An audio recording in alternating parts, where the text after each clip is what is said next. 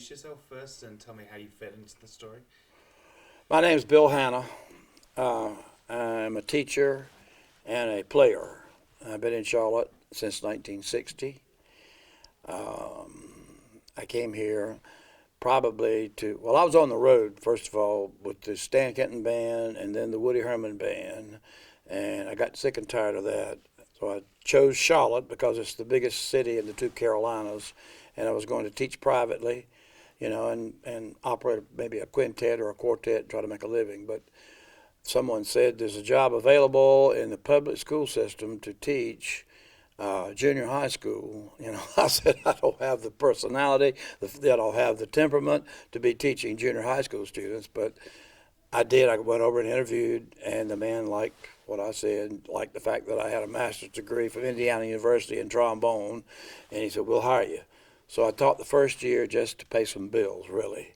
And then before I know it, 30 years had passed. I really enjoyed teaching.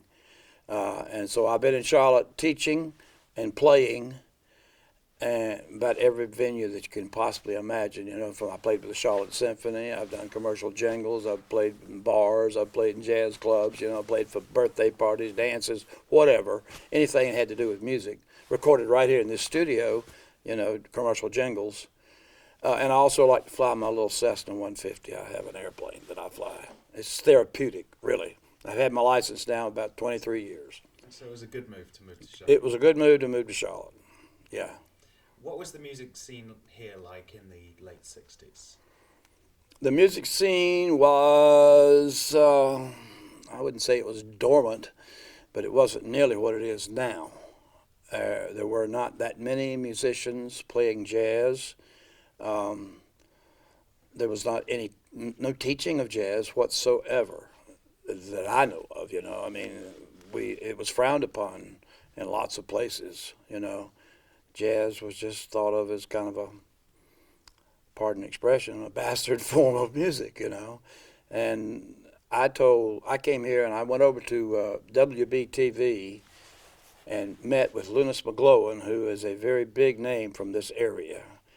And I said, Lunas was playing, had a group, he had a little jazz group. I think his was about the only one in town. But I said, Lunas, the town's big enough for both of us. I said, I won't get in your way, don't you get in mine. So I started putting on jazz concerts with a quintet that I had that was made up. No one was from Charlotte except me. My bass player was from Raleigh, North Carolina.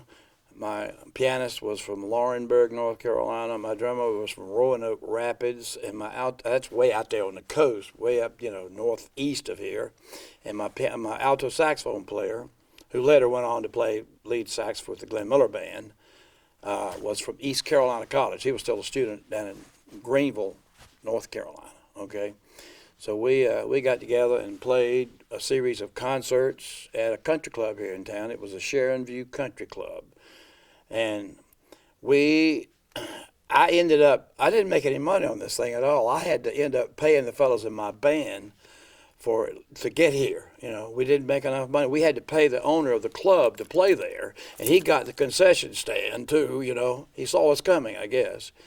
And I ended up paying the musicians out of my pocket gas money to get here. Okay, so that was give you a little picture of how the scene was in Charlotte at that time, And there was a handful of musicians, maybe about 10, that everybody would recognize in connection with jazz. Bill Spivey, Creighton Spivey, of course Lunas McGlowan, and there was Frankie Main, George LaCroix, names like that. That goes back to the '60s. Okay, and most of those people are gone now, okay? And I was left alone, in the wilderness here trying to promote jazz, okay? And basically that's the way I found it when I got here in 1960. And I swore to myself that I was going to do all I could to promote jazz, and teach jazz. I taught in the public school system. I taught junior high and high school, okay? But I had a jazz ensemble, big band, that met on Monday nights at my junior high school. They let me use the room at night, gave me a key to the front door and everything. And we met on Monday night and played big band jazz. And I taught jazz harmony, jazz theory, along with, trying to teach them how to play in the right style and so on and so forth. And I had that band for 30 years. But you, Andre was just telling us that you also organised jam sessions. Oh yeah. Can you tell us about that? Well, I used to have sessions at my house, okay, and people would come and play. They went real well, but of course we weren't making any money on that either. And then a friend of mine, Ziad Rabia, who is a monster player here in town, he's, I guess Ziad's probably about 55 years old now. But anyway, Ziad said, why don't we go over to the Artist Cafe, which is down in the Gateway Center, where Johnson Wales College is now, on West Trade Street. And he said, let's move the session there, and, you can get paid. Not much, but you'll get paid a little. So we did. We moved it there in about 1990, I think it was, and it went real well. Then the barman, the owner of that place, said he was leaving pretty soon. He wanted us to come over to Amos's Bar and Bistro at Park Road Shopping Center and play.